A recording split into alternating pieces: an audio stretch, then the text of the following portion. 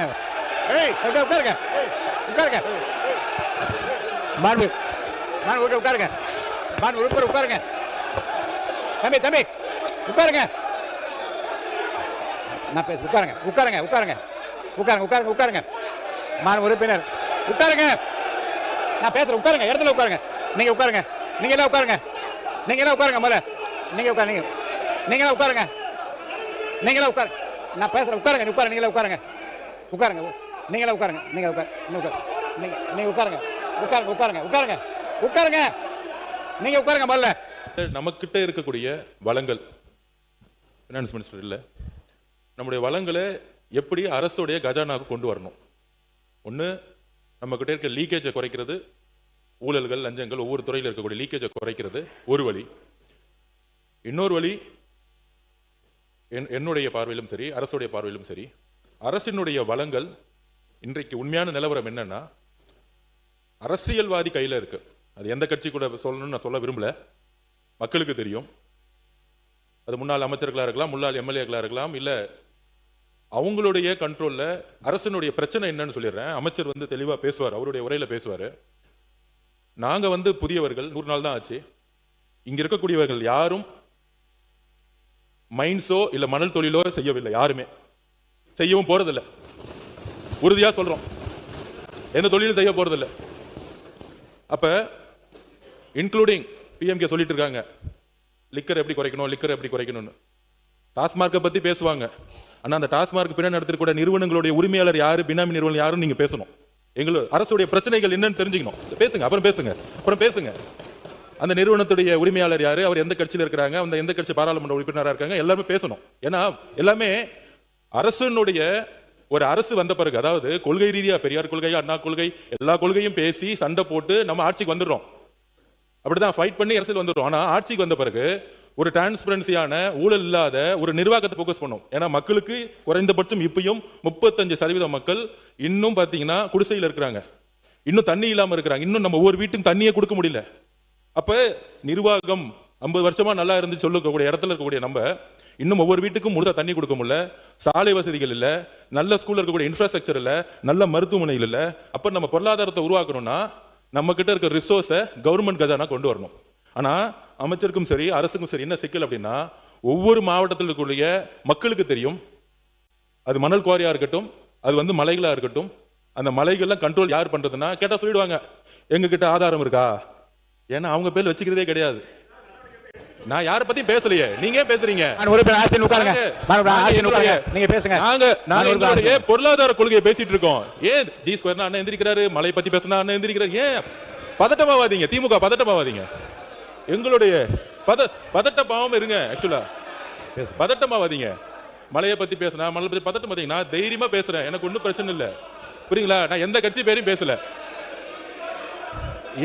எந்த கட்சியை பத்தி நான் பேசல, எந்த கட்சி பேரையும் பத்தி பேசல, எந்த கட்சி பேரையும் பேசல. பொருளாதார கொள்கை தமிழக வெற்றி கழகத்துடைய புதிய ஆட்சி, எங்களுடைய முதல்வர் என்ன செய்ய விரும்புகிறாருங்கிறத நான் பதிவு பண்றேன். அதனால எந்த கட்சி பேரும் சொல்ல, எனக்கு சட்டசபையோட ஸ்பீச் எப்படி பேசணும்னு ஸ்பீக்கர் அவருக்கு கத்து கொடுத்திருக்காரு. அதனால அதுக்கேற்ற மாதிரியே நம்மளும் பேசுவோம். அமைச்சர்கள் நம்மளும் அந்த வாழைப்பழத்துல ஊசி இறக்குறாங்க, அதுவே நம்மளும் பேச கத்துக்குவோம். ஓகேவா? அப்ப இந்த பொருளாதார கொள்கை எப்படி இருக்குன்னா, அரசுடைய அதிகாரத்தை அதாவது தேர்தல் வெற்றி பெற்று வந்த பிறகு நிறைய பேர் சொல்லுவாங்க என் பேர்ல ஒண்ணுமே இல்லை, ஆனா அவங்களுடைய குடும்பத்தில் இருக்கவங்க பேர்ல மெடிக்கல் காலேஜ் இருக்கும், இன்ஜினியரிங் காலேஜ் இருக்கும். இது எல்லாம் எங்க இருந்து வந்துச்சுன்னா, இந்த மாதிரி மலைகளையும் இந்த மாதிரி மைன்ஸ்லையும் பினாமிகளை போட்டு, அதுல இருந்து சட்டம் சொல்லுது 10 அடி எடுக்கணும்னா 50 அடி கல் எடுக்கிறது, 50 அடி எடுக்கிறதுல 200 அடி கல் எடுக்குது. என்னென்ன ஃபைன் போட்டுக்குவாங்க. கூடு சீக்கிரத்தில் முதலமைச்சர் பண்ணுவார், எல்லாத்துக்கும் ஃபைனும் போடுவாரு, கைதும் பண்ணுவாரு, எல்லாமே நடவடிக்கை இருக்கும். ஆனால் என்ன சொல்ல வரேன்னா, முதல்ல இந்த அரசியல் ரீதியாக வெற்றி பெற்ற பிறகு முன்னாள் அமைச்சர்களுடைய பினாமியா இருக்கக்கூடிய இந்த மலைகள்லாம் இருக்கு பாருங்களா, மக்களுடைய சொத்துக்களா மாற்றம். அதான் அமைச்சர் முயற்சி செஞ்சுட்டு இருக்காரு. அப்படி பண்ணும் பொழுது சீல் வைக்கும் போது என்ன ஆயிடுதுன்னா, செயற்கையா ஜல்லியையும் மற்ற ரா மெட்டீரியலையும் அவங்க முடக்கிறாங்க. ஏன்னா யார் கண்ட்ரோல் இருக்கு? இந்த மலைகளும் இந்த ஜல்லியும் இந்த மணலும் யார் கண்ட்ரோல்னா, இன்னைக்கு பழைய முறையில் யாரெல்லாம் இருந்தாங்களோ அவங்க கண்ட்ரோல் இருக்கு. இவர் சீல் வைக்க போனா உடனே சல்லி கிடைக்காம பார்க்க, அப்ப ரேட் ஏறுது. உடனே இங்க இருந்தே நிறைய பேர் மெம்பர் சொல்றாங்க, நீங்க சீல் வைக்கிறதுனால ஜல்லி ஏறுது, மணல் விலை ஏறுது, கல்லு விலை ஏறுது. அதாவது ஆட்சியில் இவங்க தான் இருப்பாங்களாம். அதுக்கு லைசன்ஸ் கொடுக்கறது இவங்க தானா, மைன்ஸோட லைசன்ஸ் கொடுக்கறது இவங்க தானா, அவங்க குடும்ப உறுப்பினர்களும் தொழில் பண்ணுவாங்களாம். ஆனா ஆதாரம் இருந்தா சொல்லுங்க, ஆதாரம் இருந்தா சொல்லுங்க. மாண்புமிகு அமைச்சர்களே, முதல் இந்த பினாமியை பிடிச்சி உள்ள தூக்கி போடுங்க. அங்க அடிச்சா யாரு குரல் கொடுக்கறாங்களோ, அங்க அடிச்சா யார் எந்திரிச்சு பேசுறாங்களோ அங்கதான் ஆதாரம் இருக்கு. மக்கள் மன்றத்து முன்பு நாங்க ஆதாரம் கொடுத்துட்டா போதும், யாரையும் ஜெயில தள்ள வேணாம். எந்த தேர்தலையும் யார் யாரெல்லாம் பினாமி நிறுவனங்களை உருவாக்கி மைண்ட்ஸை கண்ட்ரோல் பண்ண எந்த தேர்தலையும் அவங்க ஜெயிக்கவே முடியாது. எழுதி வச்சுக்கோங்க. முன்னாள் அமைச்சர் அப்படிதான் மதுரையில் ஒருத்தர் மைண்ட்ஸை கண்ட்ரோல் பண்ணாரு. டெபாசிட் வாங்கல, மதுரையில் ஜெயிச்சு வந்திருக்காரு. மதுரையில் ஏன் தெரியுமா ஜெயிச்சாங்க? முன்னாள் அமைச்சர் மதுரையில் எல்லா மைண்ட்ஸையும் கண்ட்ரோல் பண்ணாங்க. அதனால தான் அவர் இன்னைக்கு சட்டசபைக்கே வர முடியல. இதுதான் மக்களுடைய தீர்ப்பு.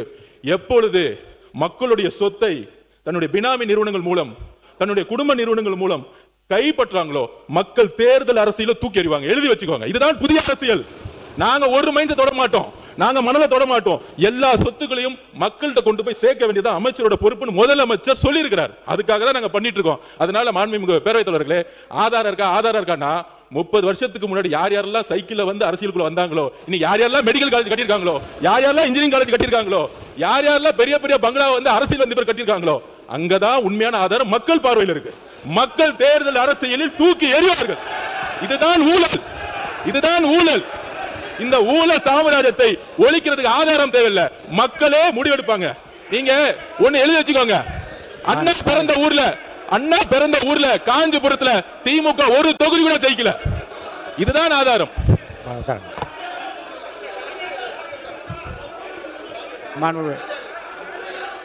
மாண்புமிகு அம்பேத்குமார் நீங்க பேசுங்க.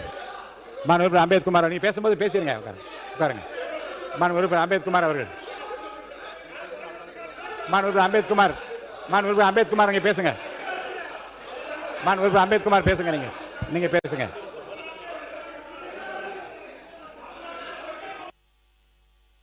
மாண்புமிகு அம்பேத்குமார், மாண்புமிகு அம்பேத்குமார் அவர்கள்,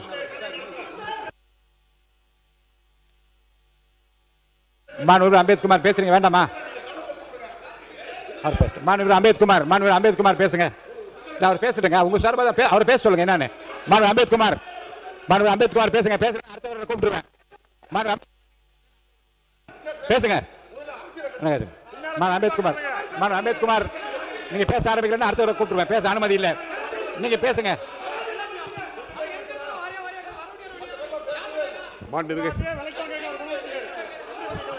பேசுங்க, பேசுங்க, பேசுங்க. நீங்க பதிலளிக்க சொல்லுங்க. அவை முன்னவர். மாண்புமிகு பேரவைத் தலைவர் அவர்களே, மாண்புமிகு பேரவைத் தலைவர் அவர்களே, அவர் யாருடைய பெயரும் அவர் குறிப்பிடவில்லை. ஆகவே யாருடைய பெயரும் குறிப்பிடாத நேரத்தில் திராவிட முன்னேற்ற கழகத்தை சார்ந்தவர்கள் எழுந்து நின்று கோஷமிடுவது சரியாக இருக்குமா என்பதுதான். மாண்புமிகு உறுப்பினர் அம்பேத்குமார் பேசுங்க.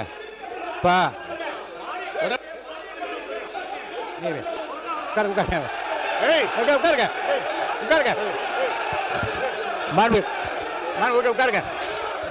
உட்காருங்க. தம்பி உட்காருங்க.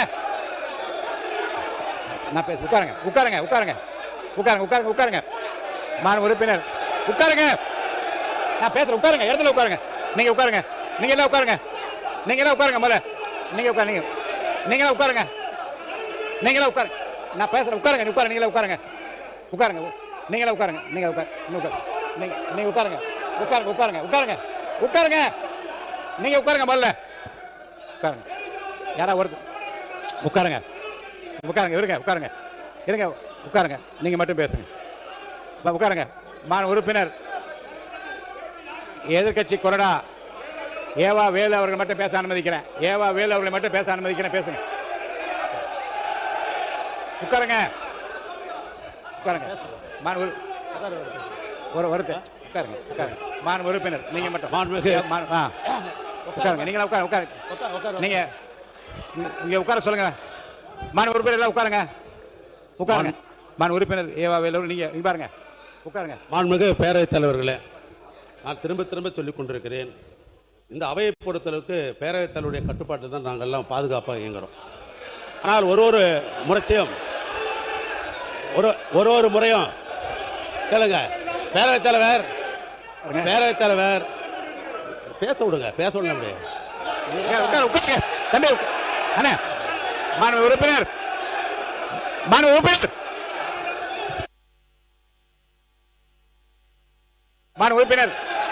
அமைச்சர் பெருமக்கள் கொஞ்சம் கண்ட்ரோல் பண்ணி எல்லாரும் உட்கார வைங்க. உட்காருங்க, எல்லாம் உட்காருங்க. மாண்பு அமைச்சர் உட்காருங்க. அரசு கொறடா உட்காருங்க. அரசு கொறடா உட்காருங்க. அரசு கொறடா உட்காருங்க. அரசு கொறடா உட்காருங்க. அரசு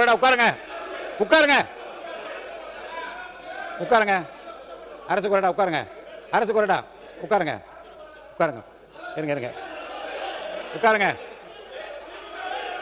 உட்காருங்க. மாண்பு நீர்வளத்துறை அமைச்சர் அவர்கள். மாண்பு பேரவைத் தலைவர் அவர்களே, பொதுப்பணித்துறை அமைச்சர் அவர்கள் யார் பேரையும் சொல்லாமல் சொன்னார்கள்.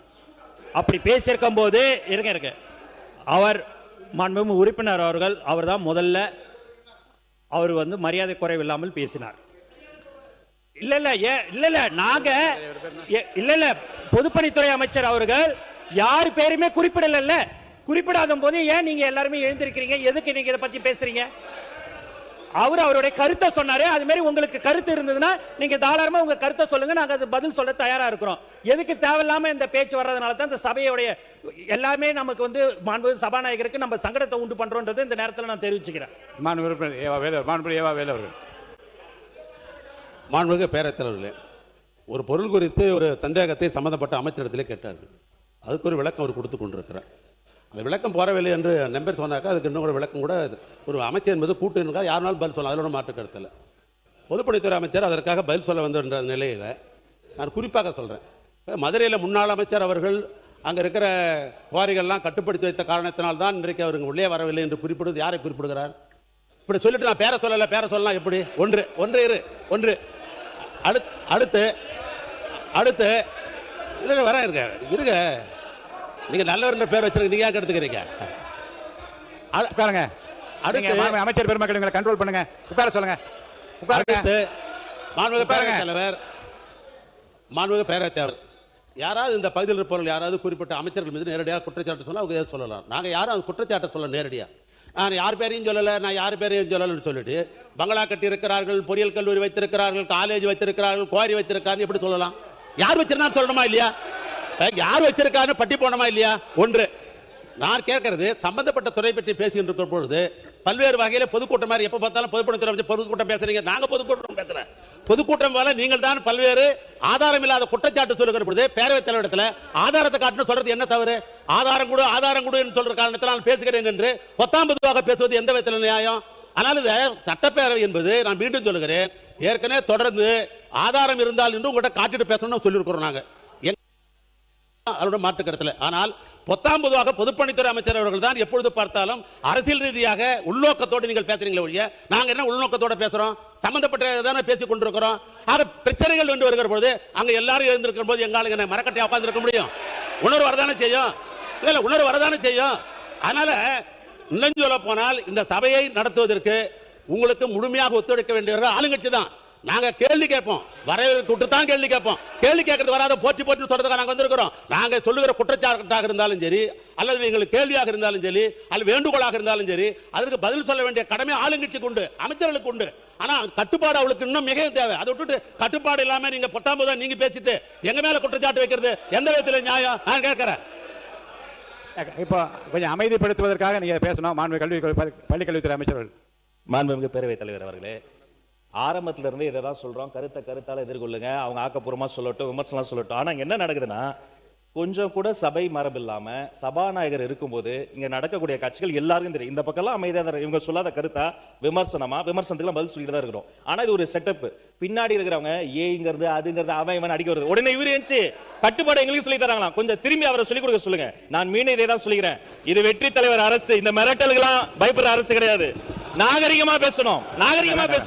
சபாநாயகர் உட்கார்ந்து இருக்கிறாரு, எவ்வளவு பேர் எழுந்து நின்று கத்துறாங்க, அவங்கள விட வயசுல பெரியவங்க. இப்போ நான் பேசும்போது அதான் என்ன செய்ய, இது கையில செய்கை பண்றது, எழுந்து நின்னாலே அங்க இருந்து கமெண்ட் பாஸ் பண்றது, மைக் வாங்கி ஆக்கப்பூர்வமா பேசுங்க. ஆனா உண்மைக்கு புறம்பா அவர் என்ன சொல்றாரு, மூத்த உறுப்பினர் என்ன சொல்றாரு, நாங்க கட்டுப்பாடு இல்லாம பேசுறோமா, நாங்க 19 பேசுறோமா? முதல்ல நாகரிகமா எப்படி பேசணும்னு அவருடைய உறுப்பினர்களுக்கு சொல்லி தரணும்னு உங்க மூலம் சொல்லிக்கிறேன். இந்த விவாதம். ரெண்டாவது, இரண்டாவது, எங்கேயாவது இதுக்கு முன்னாடி சட்டமன்றத்துல இத்தனை இழிவாக வா போ வாடா போடா அவனே இவனே எல்லாம் பேசுறீங்க, ஏன் அனுமதிக்கிறீங்க?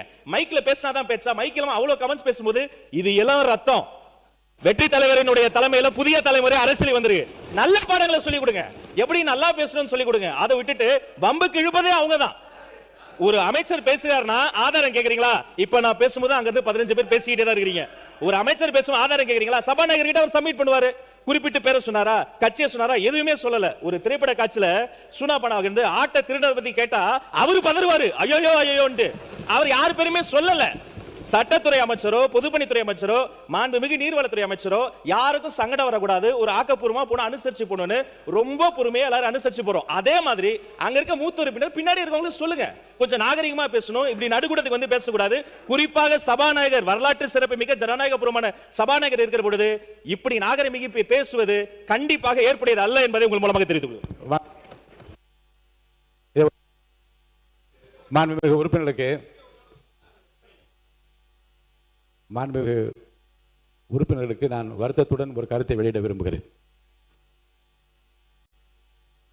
மிகுந்த ஜனநாயக உணர்வோடும் அன்போடும் சபை கண்ணியத்தை மீறாமல் அனைவருக்கும் வாய்ப்பளித்து இந்த சபையை இப்படித்தான் நடத்த வேண்டும் என்று மக்கள் விரும்புகின்றால் என்ற அளவுக்கு நடத்த வேண்டும் என்று விரும்பிதான் இறைவன் அருளால் நம்முடைய முதலமைச்சர் அளித்த இந்த வாய்ப்பை சரியாக பயன்படுத்திக் கொள்ள வேண்டும் என்று நான் விரும்பினேன். அப்படித்தான் இதுகாரம் நடந்தது. ஆனால் கடந்த 2 நாட்களாக நான் பார்க்கிறேன், சில உறுப்பினர்கள், நான் முன்னிலையில் அமர்ந்திருக்கின்ற மூத்த உறுப்பினர் நான் குறிப்பிட மாட்டேன், பின்னாலே இருக்கின்றவர்கள் தங்கள் இருப்பை காட்டிக் கொள்வதற்காக இருபுறமும் மேலே ஏறி வந்து எல்லைகளை தாண்டி இருக்கைகளை தாண்டி வந்து தாவி குதிப்பதும் கையை நீட்டிக்கொண்டு ஓடி வருவதும், தகாத வார்த்தைகளாலே காதுகள் கேட்கக்கூடாது, இந்த அவையில் கேட்கக்கூடாத வார்த்தைகளை ஒருவருக்கொருவர் வார்த்தைகளை வீசிக்கொள்வதும் மிகுந்த மன வருத்தத்தை எனக்கு ஏற்படுத்தி, பார்க்கின்ற மக்களும் இதை பற்றி என்ன நினைப்பார்கள் என்ற கவலையும் எனக்கு இருக்கிறது. என்ற நேரடி ஒளிபரப்பு போய்கொண்டே இருக்கிறது. இதில் சாதாரணமாக மிக அமைதியாக இருந்த, நான் பெயர் சொல்ல விரும்பாத ஒரு உறுப்பினர் கூட, இன்றைக்கு பேரறிஞர் அண்ணாவின் பெயரை தாங்கி இருக்கிற அந்த உறுப்பினர் கூட இன்றைக்கு முதல் வார்த்தை அவர் வாயிலிருந்து வந்தது. நான் நினைத்தேன் இவர் கூட இப்படி பேசுவாரா நினைத்தேன். அப்புறம் இந்த பக்கம் பார்த்தால் அதே வார்த்தையில் திருப்பி வார்த்தை வருகிறது. முன்னாலே வராதீர்கள் என்று சொன்ன பிறகு நம்முடைய உறுப்பினர் ஆசிரியர் அவர்கள் இருக்க விட்டு எழுந்து வந்து இன்னும் அந்த எல்லையை தாண்டுவாரோ என்ற கவலையில் நான் ஆழ்ந்து கொள்ளுகிற அளவுக்கு வருகிறார். நான் எதை சாதிக்கப் போகிறேன், எதை நோக்கி இது போய்கொண்டிருக்கிறது, என்னத்தையும் உங்களுக்குள்ளே நீங்கள் வைத்துக் கொள்ள வேண்டும் என்று நான் கேட்டுக்கொள்கிறேன். இது முறை அல்ல. என்னை பொறுத்த வரைக்கும் யாரையும் இந்த அவையை விட்டு இந்த பேரவைத் தலைவர் அனுப்பினார் என்கின்ற அந்த வருத்தத்திற்குரிய செய்கைக்கு நான் ஆட்பட்டு விடக்கூடாதே என்று கவலையில் சொல்கிறேன். யாரையும் வெளியேற்றுவது என்னுடைய நோக்கம் அல்ல. அப்படி வெளியேற்றப்படுவதை நியாயப்படுத்தி பேச வேண்டிய நிலைமை எனக்கு உருவாக்கக்கூடாது என்று தான் நினைக்கிறேன். ஆனால் இந்த சபையினுடைய மாண்பும் பார்த்து கொண்டிருக்கிற மக்களும் மற்ற சக உறுப்பினரும் நம்மை பற்றி என்ன நினைப்பார்கள், இதையும் கட்டுப்பாடு இல்லாமல் போக அனுமதித்தால் அப்புறம் இந்த அவையை யார் தான் கட்டுப்படுத்துவது என்ற கவலை எனக்கு வந்திருக்கிறது. நான் மீண்டும் சொல்கிறேன், இந்த அவை மரபையும் கண்ணியத்தையும் கௌரவத்தையும் காப்பாற்ற வேண்டிய பொறுப்பு ஆளுங்கட்சிக்கு இருக்கிறது, எதிர்கட்சிக்கு இருக்கிறது. உங்களை பொறுத்த வரைக்கும் தண்டவாளத்திலே ஒரு தண்டவாளம் தேவை, ரெண்டு தண்டவாளம் இருந்தால்தான் ரயில் வண்டி வேகமாக ஓட முடியும் என்ற அந்த முதுமொழிக்கு ஏற்பத்தான் இந்த அவையை நடத்த 2 பேரும் ஒத்துழைப்பு வேண்டும். ஆளுங்கட்சியுடைய ஒத்துழைப்பு வேண்டும், எதிர்கட்சி ஒத்துழைப்பு வேண்டும். ஆனால் நீங்கள் ஒரு விஷயத்தில் ஒரு முடிவை நாம் எடுக்க வேண்டும். என்ன என்றால், குறிப்பாக பொதுவாக சில விஷயங்களை சொல்லிக்கொண்டே போகிறார்கள். இங்கேயும் சொல்லுங்க, அங்கேயும் சொல்லுகின்றார்கள்.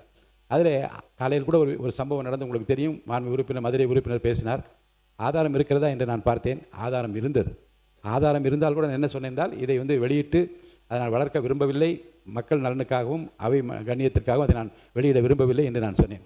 இது எதை காட்டுகிறது என்று சொன்னால், இங்கிருந்து வெளியே போகிற செய்திகள், இந்த நாட்டுக்கு நாம் என்ன நன்முறைகளை தருகிறோம், என்ன ஆலோசனைகளை தருகிறோம், என்ன திட்டங்களை தருகிறோம், எதிர்காலம் எப்படி இருக்க போகிறது என்கின்ற அந்த எதிர்பார்ப்போடு இருக்கிற மக்களுக்கு என்ன பயனை இந்த அவை தரப்போகிறது என்பதை தவிர என் சிந்தனை வேறு எதிலும் ஓடவில்லை.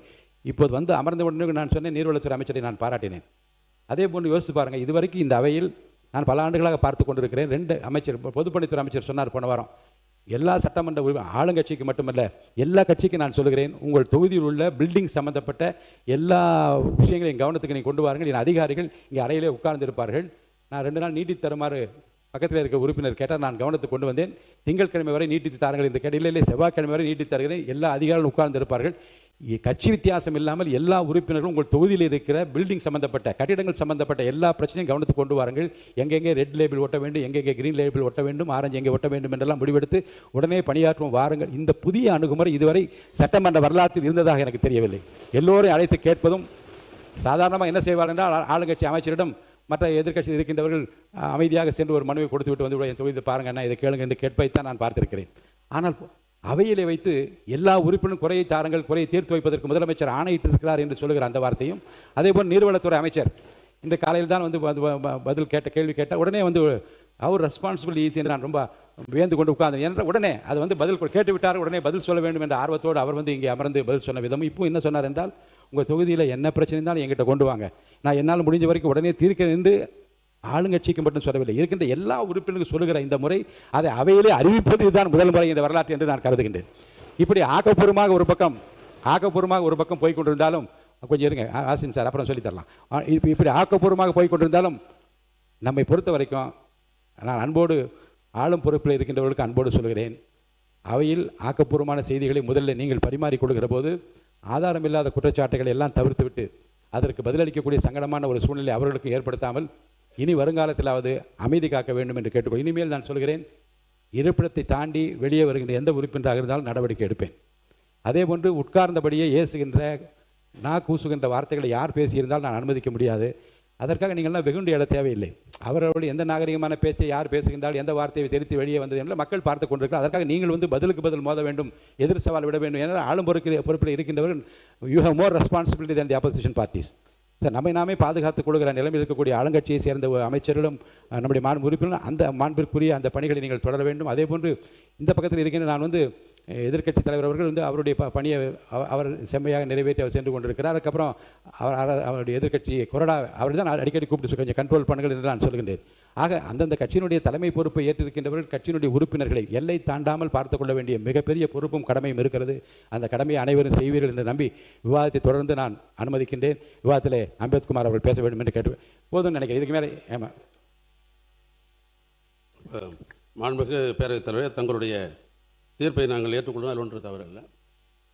அமைச்சர் அவர்கள் இதுபோன்று பொதுவாக அனைத்து சட்டமன்ற உறுப்பினர் தொகுதி சம்பந்தப்பட்டவர்களெல்லாம் எங்களிடத்திலே தாருங்கள், அதை செய்து வருகிறோம் என்று அந்த பெருந்தன்மை பற்றி எங்களை குறிப்பிட்டீர்கள். இதற்கு முன்னால் திராவிட மாடல் ஆட்சியில் இருக்கிற பொழுது தமிழ்நாட்டு முதலமைச்சராக இருந்தார் மு க ஸ்டாலின் அவர்கள் 234 சட்டமன்ற தொகுதிக்கும் 10 பணிகளை எழுதி தாருங்கள், நாங்கள் கட்டாயம் செய்கிறோம் என்ற முறை ஏற்கனவே இருந்து கொண்டு தான் இருக்கிறது, இல்லை என்று சொல்ல முடியாது. ஆனால் அது அப்போ அந்த ஆட்சியில் இருந்தது, இந்த ஆட்சியில் அது தொடர்கிறது, அதில் ஒன்றும் மாற்றுக்கிறது அல்ல. நான் மீண்டும் சொல்ல விரும்புவது, எங்களை விட நாங்கள் கேள்வி கேட்கத்தான் வந்திருக்கிறோம், குறைபாடை சொல்லத்தான் வந்திருக்கிறோம், இப்பொழுதும் சொல்லுகிறோம். ஆனால் அதுக்கு பதில் சொல்ல வேண்டியது ஆளுங்கட்சியினுடைய அமைச்சருடைய கடமை தான். அவர்களே பிரச்சனை எழுப்பிவிட்டோம் என்று சொன்னால் நீங்கள் சபை நடத்த பொதுவாகத்தான் சொல்கிற வழியே நாங்கள் வந்து அப்படின்னு சொல்லலை. நாங்கள் இப்போ நான் மீண்டும் வந்து பொதுப்பணித்துறை அமைச்சருக்கு நான் சொல்ல விரும்புவது, நீங்கள் 19 என்ற பேரில் பேர் சொல்லவில்லை என்று சொன்னாலும் கூட நீங்கள் மதுரையில் யார் முன்னாள் அமைச்சராக இருந்து உங்களுக்கு தெரியாதா? அப்படி சொல்லிவிட்டா அந்த பிரச்சனை வருமா வராதா? நான் அந்த நேரத்தை வந்து காலையில் 9:30 மணிக்கு சட்டசபை ஆரம்பிக்கிறோம். நேற்றைய தினம் கூட பார்த்தா 6:10க்கு விடுறீங்க. நாங்கள்லாம் வந்து பொறுப்பாக இங்கே உட்காந்து கொண்டு இருக்கிறோம். எங்கள் எதிர்க்கட்சியில் இருந்தவர்கள்லாம் தெரியும். நாங்கள் போன முறைலாம் பார்த்தீங்கன்னா அம்மையார் இருக்கிற பொழுது 4 மணி ஆச்சுன்னு சொன்னால் நாங்கள் மொத்த பேரும் புறப்பட்டு போயிடுவோம். ஏதோ ஒரு பிரச்சனைகள் அன்றைக்கி இருக்கும். அப்படிலாம் கூட இல்லை. இப்போலாம் சட்டசபை நீங்களாம் இளைஞர் வந்திருக்கிறீங்க, நாங்கள் நீங்கள் எப்படி பேசுகிறீங்க, அமைச்சர்கள் எப்படி கடமையாற்றுக்கான்னு பார்க்கணும், உட்காந்து கொண்டு தான் இருக்கிறோம். நாங்கள் இன்னும் போயிடல. இப்போ போகணும்னு நினச்சா ஏதோ ஒரு பிரச்சனை எப்படி போக முடியாதா? நீங்கள் மூத்த உறுப்பினர், இந்த சட்டமன்றத்தில் எத்தனை பிரச்சனை எத்தனை பேர் போகலையா? இப்போ நாங்கள் எல்லாம் ஏதோ ஒரு பிரச்சனை எப்படி போயிடுறோம். அந்த காலி பெஞ்சை பார்த்து தான் நீங்கள் பேசிட்டு இருக்க முடியும். ஆனால் எங்களை விட உங்களுக்கு பொறுப்பு இருக்குன்னு நான் திரும்பவும் சொல்கிறேன், எங்களை விட உங்களுக்கு பொறுப்பு அதிகம். அதனால தான் சொல்லுகிறேன், நாங்கள் கேள்வி தான் கேட்போம், குறைகள் இருந்தால் சுட்டி காட்ட தான் செய்வோம். அதற்கு தான் எதிர்க்கட்சியுடைய பணிகள். ஓடுகிற மார்க்கெட்டுக்கு மூக்கணாங்கயிறு வேண்டும்னு அண்ணா தான் சொன்னார். நாங்கள் மூக்கணாங்கயிறு போன்றதான், நீங்கள் துள்ளி குதிக்கிற அந்த வயது தான் நான் இல்லை என்று மறுக்கலை. ஆனால் நாங்கள் சொல்லுகிற கருத்தை கேட்கிற போதோ கோவப்படுவது என்பதும் அதற்கு பொறுப்பாக பதில் சொல்ல வேண்டியவர்.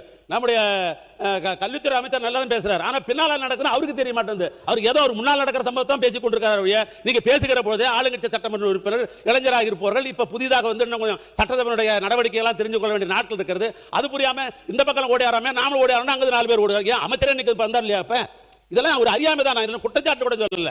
அதனால பொறுப்பா முன்னால் இருப்பவர்கள் அவர்கள் வழிநடத்த வேண்டிய பொறுப்பு உங்களுக்கு இருக்கிறது என்பதையும் நான் தெரிவித்துக் கொள்கிறேன். மீண்டும் சொல்கிறேன், இந்த சட்டசபை ஒரு ஆரோக்கியமான சட்டமன்ற சபையாக இருக்கின்ற அக்கறை எங்களுக்கு இருக்கிறது, எங்களோட அதிகமாக ஆளுங்கட்சிக்கு இருக்கிறது மீண்டும் நான் நினைவூட்டுகிறேன்.